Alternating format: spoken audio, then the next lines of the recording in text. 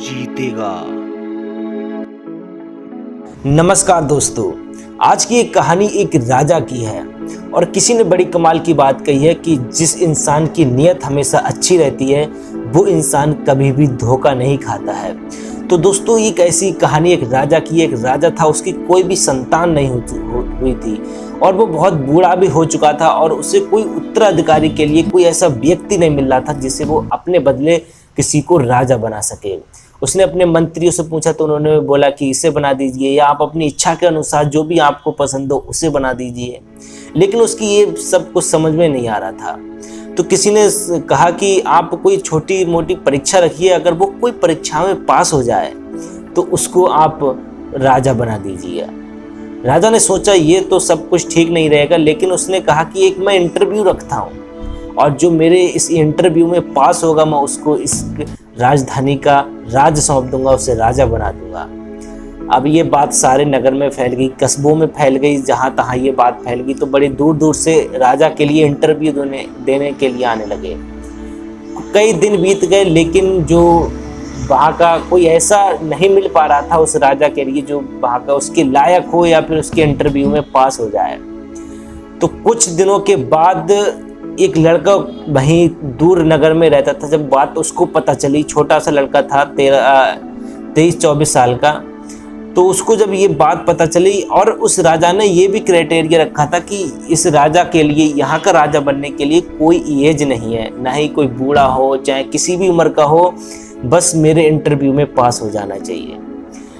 तो वो उस लड़के को पता चला तो उस लड़के ने अपने माँ बाप से कहा कि मैं भी इंटरव्यू देने के लिए जाऊंगा, आप ऐसा कीजिए, थोड़े बहुत पैसे का इंतजाम कर दीजिए जिससे कि जो मैं गंदे कपड़े हैं मैं कोई अच्छे कपड़े पहन के राजा के पास जाऊं, क्योंकि राजा के पास गंदे कपड़े पहन के जाना कोई अच्छी बात नहीं होगी। तो उनके माता पिता ने कहीं उधारी सट्टा करके उसके लिए एक जैकेट बनवा दी, जो कि जो गंदे कपड़े थे उसके ऊपर उसने डाल ली थी। ठंड के दिन थे। अब जब उसने वो उसके ऊपर जैकेट डाल ली, फिर थोड़ा बहुत राशन पानी लिया अपनी राजधानी जाने के लिए और वहाँ से निकल पड़ा। जब उस राजा की राजधानी वो पहुंचा तो वहीं रास्ते में, उन्हीं की जो राजधानी थी वहीं रास्ते में उसे एक भिखारी मिल गया और भिखारी ने कहा कि आप मेरी मदद कर सकते हैं, मैं बहुत दिनों से यहाँ तड़प रहा हूँ, मुझे ठंड ज़्यादा लग रही है, आप कृपया मुझे ये अपनी जैकेट दे सकते हैं। उस लड़के ने कहा कि यार मैं तो खुद इसे उधारी सट्टा लेकर आया हूँ, लेकिन अब ये मदद मांग रहा है तो मुझे करनी चाहिए। तो उसने अपनी जो जैकेट थी वो उतार के उसे दे दी और वहाँ से चल दिया। चलने के बाद जब वो राजा के दरबार में पहुंचा तो मंत्री ने कहा कि आप यहाँ विश्राम कीजिए जब तक राजा साहब आते हैं, जब जैसे ही राजा साहब आएंगे हम आपके लिए बुला लेंगे।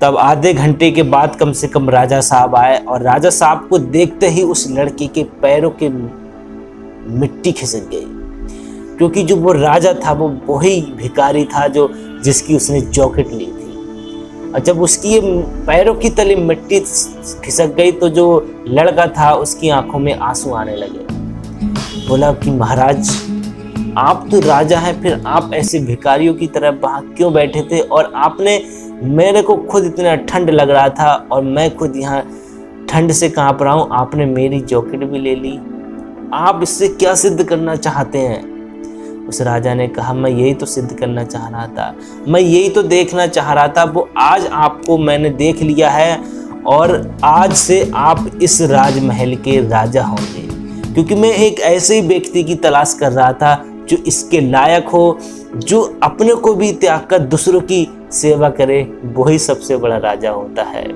तो लाइफ में दोस्तों किसी की भी मदद हो तो यार करना, और हो सके क्या पता आपकी ईश्वर वो आपका इम्तिहान ले रहा हो।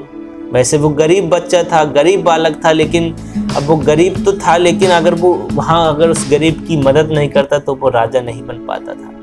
तो ऐसे ही लाइफ में हो सके तो किसी की मदद करना। और दोस्तों मैं आपसे यही कहूँगा कि ज़िंदगी में कुछ कर दिखाओ ऐसा कि दुनिया करना चाहे आपके जैसा। दोस्तों ये डायलॉग तो आरजे कार्तिक का है, लेकिन ये हम सब पे लागू होता है।